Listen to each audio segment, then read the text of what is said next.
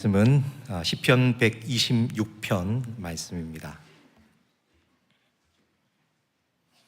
우리 같이 짧은 말씀이기 때문에 같이 우리 봉독하도록 하겠습니다.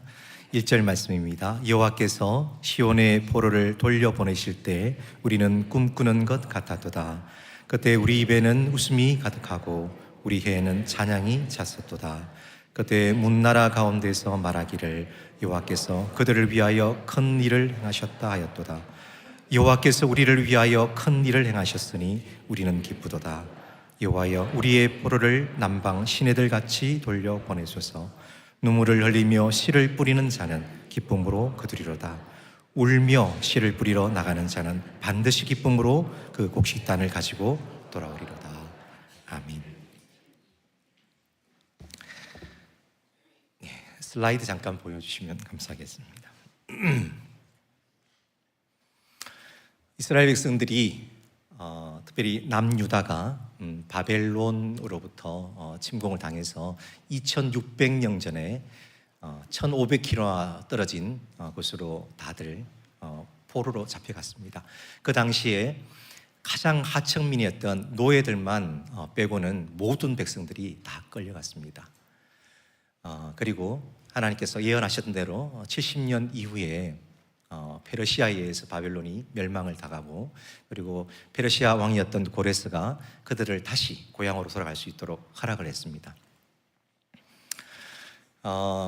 그들이 1차 귀환을 할 때 약 한 5만 명 정도가 귀환을 했다고 기록이 되어 있습니다. 그리고 2차 귀환을 할 때 2,000명 정도가 귀환을 했습니다. 3차 귀환을 할 때 몇 명인지 기록은 안 돼 있지만 별로 없었으리라고 생각합니다.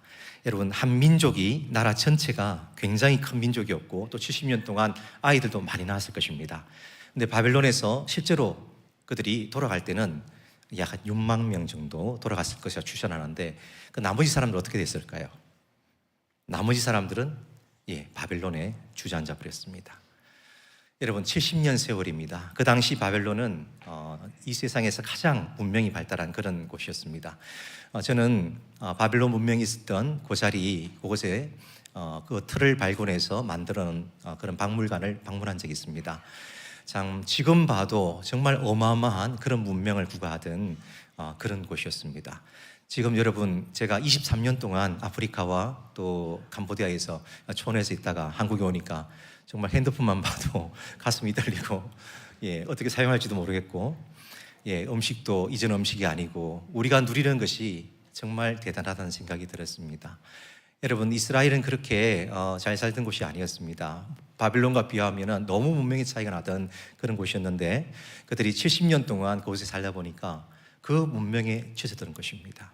근데 여러분, 성경을 보면 바벨론을 어떻게 비유할까요? 바벨론은 어둠의 세상, 이 세상이 어둡지는 않지만 세상 가운데 어두운 것들을 상징할 때 바벨론을 우리가 많이 보게 되어집니다. 그들이 그곳에 물들지 않도록, 그 세상 문물과 세상의 어두운 것에 머물지 않도록 하나님께서는 70년 동안 8명의 선지자를 보내셔서 그들을 계속 독려하시고, 너희들이 반드시 70년 후에는 다시 예루살렘으로 회복될 수 있다, 다시 하나님 나라를 회복할 수 있다라고 계속해서 말씀을 주셨습니다. 여러분, 그들이 바로 다니엘부터 우리가 말라기까지 선지자입니다. 다니엘, 오바댜, 요엘, 학개, 스가랴, 에스라, 느헤미야, 말라기. 여러분, 얼핏 생각하셔도 다들 회복의 말씀들을 외쳤던 그런 선지자들입니다. 그러나 결국에는 대부분의 이스라엘 백성들은 돌아가지 않았습니다. 그리고 그 자리에 남아 있었습니다. 오늘 본문은 그 돌아가는 사람, 다시 말해서 이 8명의 선지자들이 외쳤던 이스라엘의 회복, 하나님 나라의 회복을 꿈꾸며 그들이 함께했던 사람들, 그리고 이제 포로 기간이 끝나고 다시 하나님 나라를 상징하는 이스라엘로 돌아가는 그 6만 명의 사람들이 노래했던 그 노래인 것입니다. 여러분, 제가 하나 더 옮겨서 어디를 해야 될지, 우리 시편 말씀 46편에 보면 우리가 좋아하는 말씀입니다. 하나님은 우리의 피난처시요 힘이시니, 우리가 힘을 얻는 그런 구절입니다. 5절에 보면 새벽에 하나님이 도우시리로다 라는 말씀이 있습니다. 저 말씀이 무슨 말씀일까요?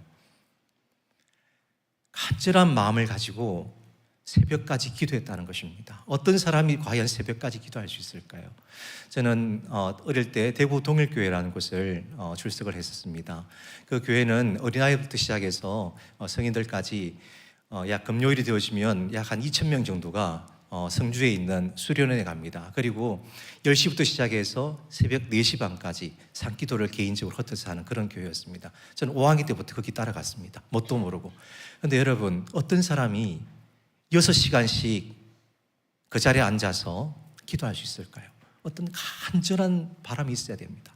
간절한 마음이 있어야지 그렇게 할 수 있는 것입니다. 그럴 때 하나님께서 새벽에 응답하시는 것을 경험하는 것입니다. 여러분, 본회포 목사님이란 분이 계십니다. 다시 한 번만 보여주시면 좋겠습니다. 그분이 독일 교회가, 특별히 독일 고백교회가 우리에게 신앙을 준 그런 교회입니다. 고백교회가 이제 2차 대전 때 나치 당을 향하여서 그들이 찬성을 하고, 그 다음에 그들의 정신적인 종교적인 그런 스포트를 해주고 그렇게 망해가고 있을 때 거기에 거부를 하셨습니다. 그리고 감옥에 갇히셨죠. 그리고 그분의 책에 보면 이런 글이 있습니다. 먼 동이 떠오르는 새벽은 부활을 믿고 사는 성도들의 것이다. 아마 본회포 목사님은 고백교회, 독일 고백교회 회복을 위하여서 새벽까지 기도하시면서 아마 그 새벽을 맞으셨으리라고 생각합니다. 우리 성도 여러분, 오늘 본문 말씀 다른 구절로 넘어가기 전에 저는 여러분께 한번 도전하고 싶습니다. 여러분, 우리가 이 땅을 특별히 바벨론으로 칭하는, 하나님께서 칭하셨던 이곳에 어쩌면 우리는 지금 너무 살기가 좋기 때문에 이 땅에 집착하고 사는 사람들이 많을 수도 있습니다. 그러면 사탄의 권세에 우리가 그대로 녹아들어서 우리가 이 땅과 하나님 나라를 구별하지 못하고 살아갈 때가 많은 것 같습니다. 과연 누가 이 바벨론을 뿌리치고 하나님 나라의 씨를 뿌릴 수 있을까요? 여러분, 우리 다음 챕터로 넘어가기 전에 여러분들이 한번 마음속으로 먼저 고백했으면 좋겠습니다. 하나님, 우리 오늘 장로님께서 기도하실 때 같은 어조로, 같은 뉘앙스로 기도하셨는데, 우리가 이 땅에서 종말론적인 삶을 살지 못하고 영원한 하나님 나라, 그리고 이 땅에 함께하고 계시는 그 하나님 나라를 사모하지 못하고 우리 살아간다면 이 시간 다시 한번 마음속으로 고백했으면 좋겠습니다. 하나님, 용서해 주십시오. 다시 한번 하나님의 나라를, 또 영원한 하나님 나라를 바라보며 살아가길 원합니다. 이렇게 한번 속으로 고백하시면서 다음 주 넘어갔으면 좋겠습니다. 오늘 본문 말씀이 가르치는 두 번째 말씀이 있다고 저는 생각하는데, 그것은 누군가는 반드시 씨를 뿌려야 한다는 사실입니다. 저는 21살 때 여기서는 가까울 것 같습니다. 양화진에 가면 외국인 선교사님들이 묻혀 계십니다. 거기 가면 특별한 장소가 있는데, 한번 슬라이드 한번 보여주십시오. 그곳에 많은 선교사님들이 묻혀 계십니다. 그러나 묘지는 좀 특별한 곳입니다. 1884년부터 6년 동안 1900년이 되기까지 우리나라에 들어오셨던 17명의 선교사님들이 소천하셨습니다. 저곳에 묻히셨는데, 특별히 저곳에는 그 17명 가운데 10명은 4살 이하의 선교사님 자녀들입니다. 양화진 묘지의 남서쪽에 가면 저곳이 있습니다. 저곳에는 그 아이들의 묘지가 묻혀 있습니다. 여러분 잘 아시는 하디 선교사님, 1907년도 원산 대부흥을 이끄셨던 하디 선교사님, 그분의 딸 마가렛도 저기에 묻혀 있습니다. 그 묘지에 한마디가 적혀 있습니다. 한 생명이 세상에 왔다 갔다. 이런 아픔을 가지고 하디 선교사님은 원산 대부흥을 이끄셨습니다. 여러분 사실은 서구교회가 지금 참 힘을 잃고, 미주교회도 지금 많이 힘을 잃고 있습니다. 여러분 이렇게 많이 모이는 교회들은 이제 서구교회 없습니다. 옛날에 정말 큰 바실리카를 짓고 그다음 예배드리는 그런 곳에 여러분 이제 할머니 할아버지도 몇 명 앉아 있고 전기세도 감당하지 못해서 국가에서 대주는 그런 교회들이 많습니다.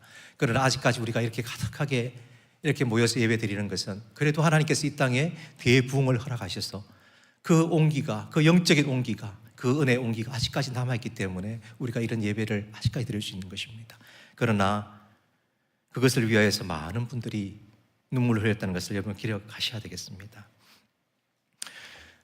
충북 지방에 선교를 하셨던, 정말 위대한 선교를 하셨던 밀러라는 선교사님이 계십니다. 이분입니다. 제가 슬라이드 보여드리겠습니다. 지금 여러분 보실 때 오른쪽에, 제일 오른쪽에 이렇게 모자를 쓰고 계신, 앞에 계신 저분이 밀러 선교사님이십니다. 저분이 사역을 하시다가 첫 아들이 생기셨습니다. 그리고 8개월 만에 이 아이가 병에 걸려 죽었습니다.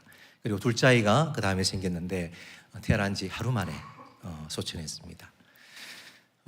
이 충격 때문에 사모님이 시름시름 앓으시다가 그 다음에 돌아가셨습니다.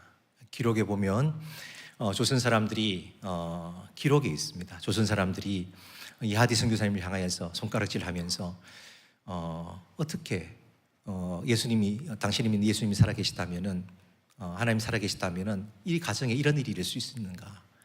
왜 여기서 와서 이 고생하는가? 다시 미국으로 돌아가지 않는가? 이런 조롱 섞인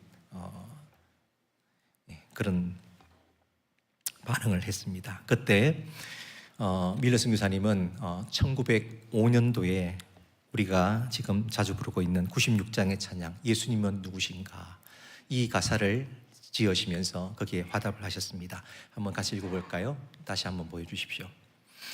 자, 우리가 흔히 부르는 찬양입니다. 같이 한번 읽어볼까요? 예수님은 누구신가? 우는 자의 위로와 없는 자의 풍성이며 천한 자의 노임과 빈자의 우리 기쁨 되시네. 이런 선교사님들이 이 땅에 1779명이 오셨습니다. 그 당시 선교사 가운데 절대 다수의 선교사님을 하나님께서는 이 땅에 보내주셨습니다. 그리고 그들이 사용했던 선교 재정은 정말 이 지구상의 모든 선교 재정 가운데 절대 다수를 차지하는 그런 재정을 우리에게 부어주셨습니다. 그렇기 때문에 우리가 여기 있는 것입니다. 부천 의성교회는 그 1779분의 사역의 열매인 것입니다. 여러분들은 그 열매인 것입니다. 누군가는 지금도 이 복음의 씨앗을 뿌려야지만 이 복음이 열방 가운데 선포될 수 있도록 하나님은 우리를 부르셨습니다. 6절 말씀, 특별히 5절과 6절 말씀을 보시면 하나님께서는 이 씨앗이 반드시 울며 뿌려져야 된다고 명령을 하셨습니다. 다시 말해서 십자가 없이는 이 씨앗이 열매를 맺지 못한다는 말입니다. 저는 아프리카에 8년 동안 있었습니다. 아프리카 교회 생각하시면 뭐 시커먼 사람들이 뭐 교회도 형편없을 것 같고 그러시죠. 여러분 여의도 순복음교회가 제일 클 줄 아시죠? 그렇지 않습니다. 전 세계에 수십만 명이 모이는 그런 교회들은 다 아프리카에 있습니다. 지금 저는 아프리카 교회가 그렇게 열정적이고 큰지 몰랐습니다. 여러분 제가 드려본 예배 중에 한 번의 예배가 6시간 15분을 드린 적이 있습니다. 한 번의 예배가. 그들은 북을 갖고 오고 어떤 사람들은 뭐 옛날 창을 갖고 오고 그리고 원숭이 소리, 기린 소리, 말소리를 내면서 뛰어다니면서 2시간 정도씩 찬양을 합니다. 눈물을 흘리면서 하나님을 자유롭게 찬양하는 그런 사람들입니다. 여러분 제가 3시간 이전에 예배를 끝내본 적이 없는 것 같아요. 아프리카 교회에 참석을 하면서 그들은 정말 열정적으로 하나님을 찬양합니다. 2060년이 되어지면은 이런 아프리카 교회가 더 부흥을 해서 전 세계 기독교인의 40%가 아프리카에 있게 되어집니다. 여러분 왜 이렇게 아프리카 교회가 지금 부흥을 하고 성장을 할까요?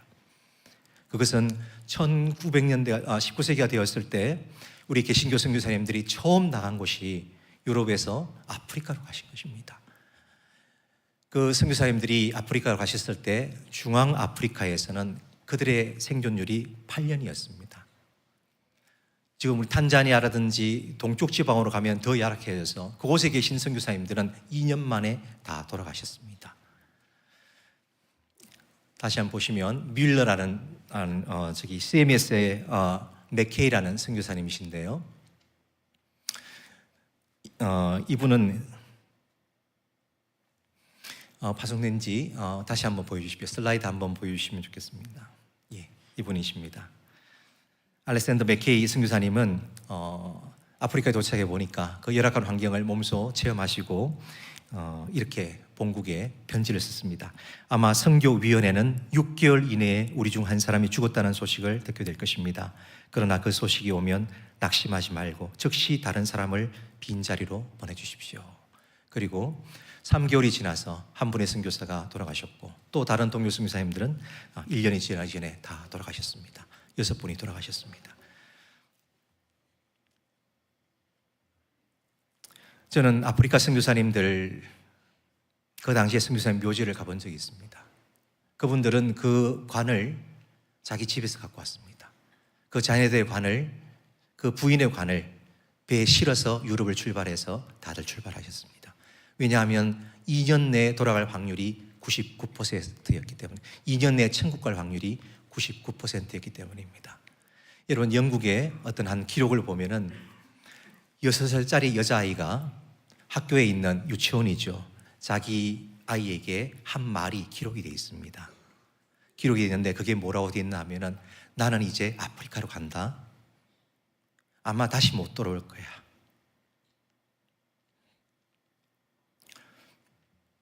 그러나 슬퍼하지 마. 하늘에서 볼 거야. 이게 6살짜리 아이 고백입니다.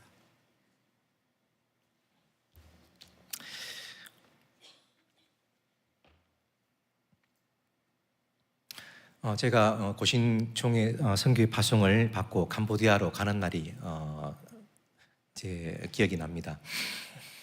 그때 대한항공을 타고 저희 어린 두 자녀와 집사람과 이렇게 앉아 있는데 앞에 4명의 꼬마들을 데리고 한 가정이 가고 있더라고요. 근데 애기들이니까 뭐 시끄럽기도 하고 막 떠드니까 아빠가 조용히 시키려고 조용하라고 이렇게 막 얘기를 하고 있었습니다. 근데 그 목소리가 뭐 고맹맹이 소리인데 너무 귀에 익숙한 거예요. 그런 목소리가 잘 없거든요. 그래서 제가 이렇게 보니까 방효원 선교사였습니다.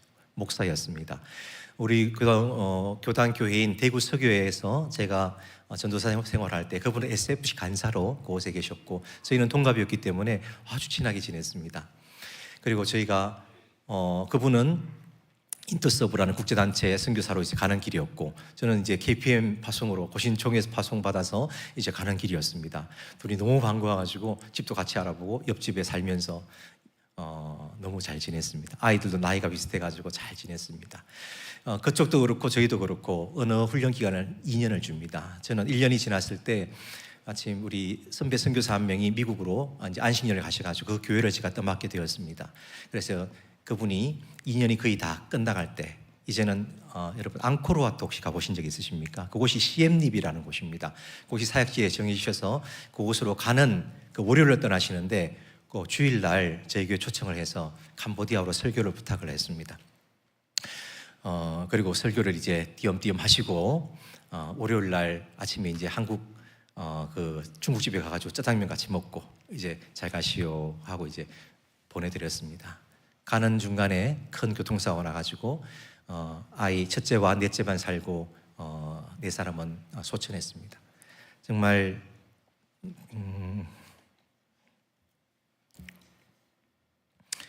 너무 큰 충격이었습니다. 저한테는.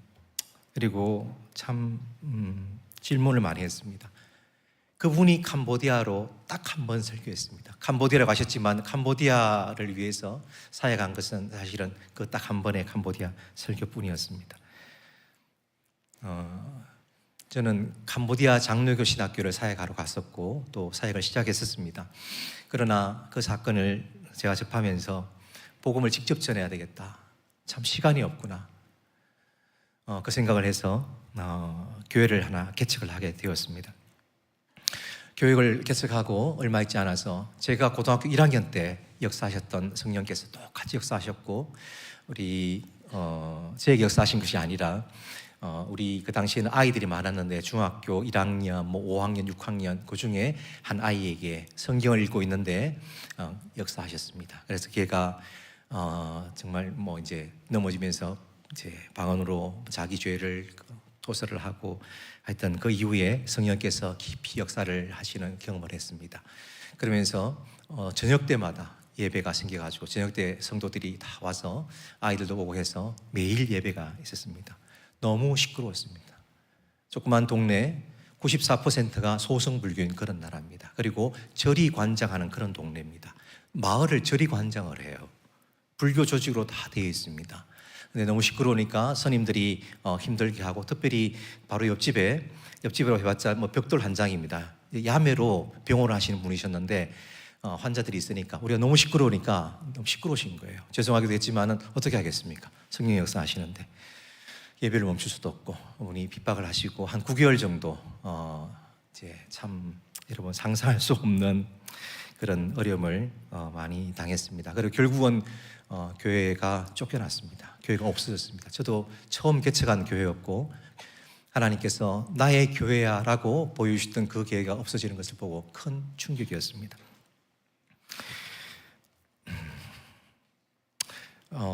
공황장애가 오더라고요. 밤에 잠을 방 안에 자지 못하고 한 3개월 정도 옥상에 올라가서 서성서성하고 하는 참 어려움을 많이 겪었습니다.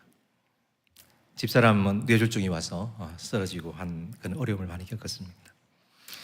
나중에 정신 차리고 옆을 돌아봤더니만 십자가 없이 참 이슬람권이나 이런 불교권에 교회를 세우고 선교를 하시는 그런 분은 없으시더라고요. 다들 십자가를 지시면서 그 사역을 다들 하고 계셨습니다. 그리고 나중에 저는 캄보디아가 공산화되는 1975년부터 79년, 특별히 1975년에 공산화가 되었을 당시에 그 당시 폴포트 군대가, 공산 군대가 베트남으로부터 쳐들어오면서 잠식에 들어왔는데 많은 피난민들이 수도에 몰려들었습니다. 수도만 남고 다 점령을 당했을 때 그곳에 약 10,000명의 성도들이 부흥이 일어났습니다. 수많은 피난민들이 왔는데 교회가 문을 열고 그들을 받아들이고 매일 세례를 주고 매일 역사가 일어났습니다. 그 10,000명의 성도들이 사실은 미군들이 그 당시 점령을 하고 있었는데 미군들이 그들을 태국 쪽으로 피난시킬 수가 있었습니다. 그 계획을 가지고 하려고 했었는데 이분들이 거절하셨습니다. 계속해서 몰려드는 그 피난민들에게 계속해서 성경 공부시키고 그러다가 이분들은 자의적으로 다 하루 만에 몰살을 당하셨습니다. 교회에 다 모여시키시기 때문에 하루 만에 순교를 다 하셨습니다. 자의적으로 하신 것입니다. 저는 그 땅에 이런 십자가 있다는 것을 나중에 깨닫게 되었습니다. 여러분, 복음은 쉽게 전해지는 것이 아닙니다. 누군가 울며 이 복음의 씨앗을 뿌려야 됩니다. 여러분, 성령께서 하시는 일이 계십니다. 성령은 예수 그리스도를 이 땅에 드러내는 일을 하십니다. 예수 그리스도의 성품을 우리가 가지도록 성령님은 우리에게 역사를 하시죠. 이제 권사님들, 장로님들 이제 원숙한 그런 신앙의 길을 가시는 걸 보면은 성령이 역사하신 것을 여러분이 아실 것입니다. 그리고 더 놀라운 일을 하십니다. 예수께서 하셨던 그 놀라운 일들을 너희가 이 땅에서 하리라고 약속하신 것처럼 성령께서는 우리가 예수 그리스도의 일들을 이 땅에서 할 수 있도록 하고 계십니다. 그러나 여러분, 제가 생각할 때 미천하지만 제가 선교지에서 경험했을 때 성령께서 우리를 향하여서 가장 하기 힘들어 하시는 일이 있으십니다. 그게 뭐냐 하면 예수께서 지신 십자가, 그 십자가를 지고 가는 그것을 우리가 가장 싫어합니다. 가장 저항하고 가장 힘들어합니다.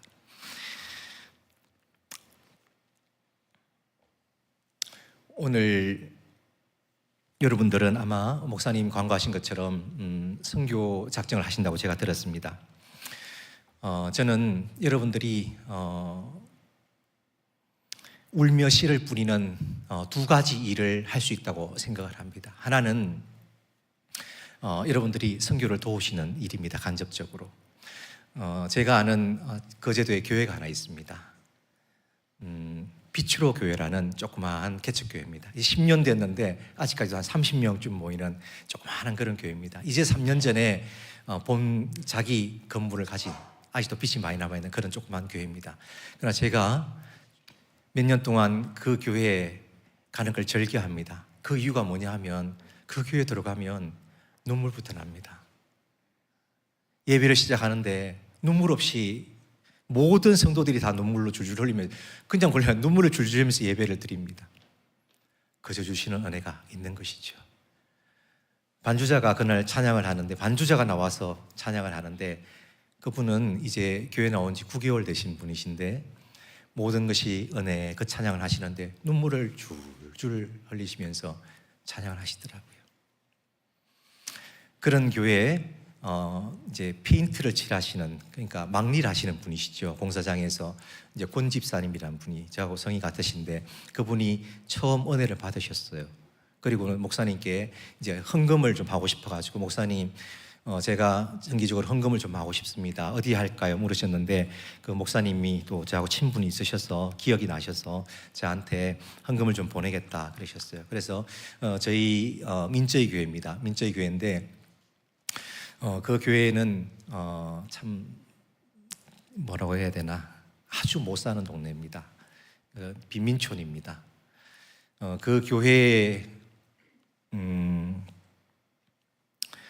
이제 그 사람들이 중산층으로 살아야 되고 교회도 중산층으로 살아가야 됩니다. 그래서 아이들을 길러내면서 그 아이들이 대학까지 갈 수 있도록 계속해서 장학 사업을 하고 있는데 그 중에 다엔이라는 친구 고아입니다.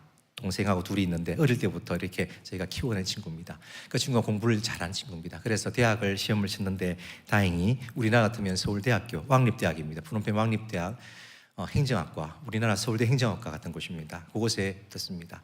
4년 동안 그분이 계속 잘 후원을 하셔가지고 이 친구가 졸업을 했습니다. 좋은 데 갈 수 있는 그런 길을 마련한 것이죠. 그런데 이 친구가 일부러 NGO, 국제 NGO입니다. 이 NGO는 에이즈 환자들을 돌보는 그런 곳입니다. 저희 동네 옆에 에이즈 마을이 2개가 있습니다. 이 친구가 일부러 저희 교회 에이즈 환자들이 한 3분의 1 정도 되어집니다. 그 사람들 돌보기 위해서 이 친구가 일부러 그 NGO에 들어갔습니다. 그리고 이 친구를 통하여서 많은 사람들이 위로를 받고 또 구원을 받습니다. 그리고 이 동생이 우덤이란 친구인데 정말 신앙이 좋은 친구입니다. 얘가 이제 형처럼 공부를 참 잘했습니다. 의대에 합격했어요. 그런데 의대를 들어가지 않고 자기는 기도해 보더니만 제가 사역했던 캄보디아 장로교 신학교에 입학을 했습니다. 그리고 지금 저 대신에 목회자가 되어 있습니다. 지금도 그분은 공부하고 있는 우덤을 도와주십니다. 여러분, 오늘 여러분들이 작정한 헌금이 이렇게 쓰일 수 있도록 기도하십시오. 그리고 소망하십시오. 어떻게 쓰이지 않도록 여러분들이 기도하십시오. 많은 물질이 필요합니다. 여러분 많이 헌금해 주십시오. 그리고 그 헌금이 교회를 통하여서 또 공식적인 우리 고신교단인 KPM을 통하여서 이런 일에 쓰일 수 있도록 여러분이 하시면 좋을 것 같습니다. 두 번째, 제가 시간이 조금 넘었는데 용서해 주십시오. 예. 여러분들이 눈물을 뿌리며 복음의 씨를 뿌려야 될 곳이 있습니다. 그것은 바로 여러분들의 영역입니다. 하나님께서 여러분들에게 교사의 영역, 학생의 영역, 주부의 영역, 또 여러분 장사의 영역, 다 영역들을 하나님께서 주셨습니다. 사단이 교회를 100년 이상 속여온 것이 있습니다. 계속해서 속여온 그 중에 하나가 뭐냐 하면 선교와 관련해서는 선교사만 선교를 한다라는 것입니다. 그래 우리는 선교사들에게 물질만 보내고 또 기도해주고 또 가끔씩 단기 선교 가고 그거면 하면 잘하는 거야 라고 그렇게 속여왔습니다. 그러나 여러분, 선교사는 누굴까요? 성경적인 선교사는 누굴까요? 선교사는 교회입니다. 하나님은 이 땅에 교회를 선교사로 파송을 하셨습니다. 그러나 그 교회라는 것은 이런 무형의 교회, 건물을 말하는 것이 아니죠. 교회에 속한 하나님의 백성들 그 한 사람 한 사람이 다 교회인 것입니다. 바로 여러분 한 사람 한 사람이 바로 교회인 것이고 여러분들이 가는 그 영역 곳곳마다 여러분들이 교회로 그곳에 계시기 때문에 그곳이 교회이고 곧 하나님 나라인 것입니다. 여러분 지금 한국 땅에서 한 사람을 여러분들이 여러분 친구들이나 혹은 여러분 동료들을 교회로 전도한다는 것은 정말 기적 같은 일입니다. 저는 그런 분들의 영성이라든지 혹은 여러분의 인품이라든지 그것을 안 봐도 알 정도일 것 같습니다. 그건 정말 어려운 일입니다. 그러나 여러분, 하나님은 그런 쉬운 삶으로 우리를 초대한 것이 아닙니다. 하나님은 우리의 영역 속에서 우리의 삶을 보고 그들이 하나님 나라를 경험하기를 원하십니다. 또 하나님 나라 반대 급부되어지는 악한 것들을 변화시키기를 원하십니다. 그래서 그들이 하나님에 대해서 궁금해하고 예수 그리스도에 대해서 궁금해하고 나의 삶을 통하여서 우리가 서로 사랑하는 것을 통하여서 궁금해하고 하나님 나라 안으로 들어오기를 원하십니다. 이 일에 우리를 파송을 하신 것입니다. 여러분, 저희 교회에 사오피오라는 아줌마가 있습니다. 제가 얼굴 한번 보여드리겠습니다. 사오피오 아줌마는 저희가 교회를 지을 때 저희 교회가 맹지입니다. 꼬불꼬불한 이런 곳으로 들어간 곳인데, 여러분 오른쪽에서 세 번째 마이크 잡고 있는 분이 사오피오, 지금은 집사님이십니다. 저분이 저희 교회 지을 때 얼마나 괴롭혔는지 모릅니다. 저분은 불교 조직의 그 마을의 장이십니다. 뭐 보살 같은 그런 분이세요. 얼마나 눈에 우리가 가시 같았겠어요. 정말 힘들게 하셨습니다. 예, 그 못 들어가게 막 막아 놓으시고, 예, 결국은 우리 밤중에 몰래 자제 들어가고 뭐 하여튼 그러다가, 저분은 또 큰 건물을 가지고 있는데 우리는 한 8층인데 거기 복층이기 때문에 4층짜리 방이 수십 개입니다. 우리나라 말로 하면 벌집이라 그러죠. 벌집촌. 못 사는 동네니까 이제 월세도 아니고 추세를 받아가지고 이제 사시는 그런 분이신데 방이 한 50개쯤 되어집니다. 그러니까 부자시죠. 근데 저분이 참 행실이 안 좋아서 사람들이 수근수근합니다. 남자가 여럿입니다. 남자가 이 사람들을 갖다 하여튼 뭐, 그런데도 불구하고 제가 저분을 이제 교회를 다 짓고 나서 정식으로 찾아갔습니다. 찾아가가지고 예수님을 아십니까? 물었습니다. 그러니까 안다는 거예요, 자기가. 교회를 안 다니시는데 어떻게 예수님을 아십니까? 그래도 안다는 거예요. 그래서 제가 찾아가니까 얼굴이 막 벌개져가지고 뭐 하여튼 미워가지고 어쩔 줄 모르시는 거예요. 예. 그래서 제가 그러지 말고 예수님에 대해서 제가 알려드릴 테니까 저하고 성경에 대해서 공부해 보는 것이 어떠시겠습니까? 그러니까 그분이 대뜸 짜 하시는 거예요. 짜는 예란 뜻이거든요. 여자들은 짜 하거든요. 아니요라고 해야 되는데 너무 화가 난 상태에서 하니까 그냥 짜 해버리신 거예요. 그래서 제가 얼른 오늘 저녁 9시에 봅시다. 교회 오십시오. 그러니까 진짜 오셨더라고요. 그래서 12주짜리 두란노에서 나온 그 12주짜리 새신자 교재 있지 않습니까? 그걸로 공부를 하기 시작했습니다. 제가 레이저를 많이 맞았습니다. 눈에서 레이저가 나오는데 하여튼 제가 원래는 일주일에 한 번씩 공부하기로 했는데 내일 오라 그러니까 또 오겠다는 거예요. 그래서 매일 공부를 했는데 처음에는 정말 눈이 얼마나 저를 힘들게 하시는지. 그런데 그걸 마치고 날 때쯤 이분이 질문을 하기 시작하시더라고요. 뭔가 조금 변화되기 시작하시더라고요. 그리고 3개월이 지났을 때 그때는 창세기하고 로마서를 성경을 가지고 읽고 공부하기 시작하고 있었습니다. 그분에게 성령이 움직이고 있다는 그런 증거들이 보이더라고요. 저희 교회는 에이즈 환자가 지금 3분의 1입니다. 꽤 성도들이 많습니다. 그런데 에이즈 환자 3분의 1인데 대부분이 이 아줌마 통해서, 사오피오 통해서 교회에 등록한 사람들입니다. 이 못 사는 사람들입니다. 사람들이 자기 집에 새들을 사는데 제가 한번 이런 걸 본 적이 있어요.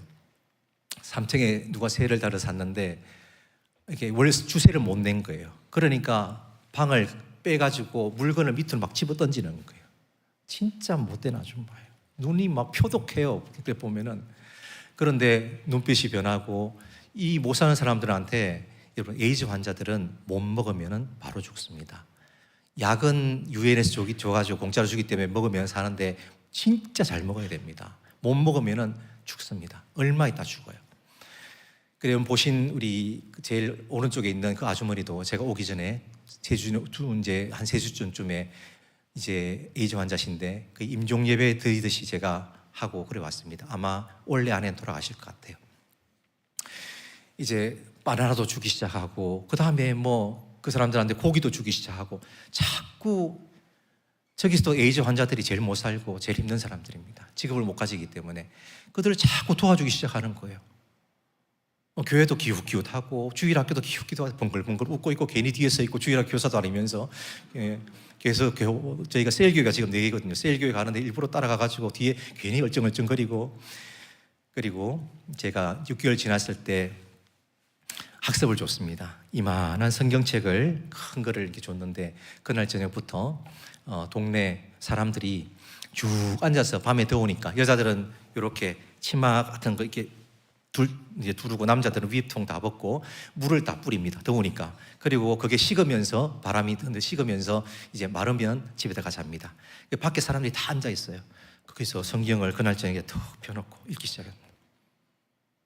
이게 무슨 말입니까? 제가 아찔했습니다.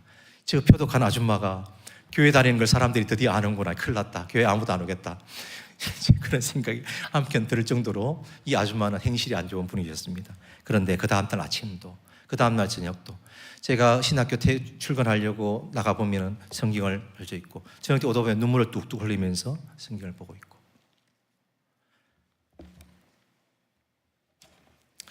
이 아주머님은 지금 아마 내년쯤에는 저희가 권사로 임명해야 될 분입니다. 지금 권사님쯤 되시면 참 행실도 바르시고 얼마나 영적으로 성숙해 계신 분입니까? 이분은 예수 믿은 이제 8년 되셨습니다. 2년 전에 남자 다 끊으셨어요.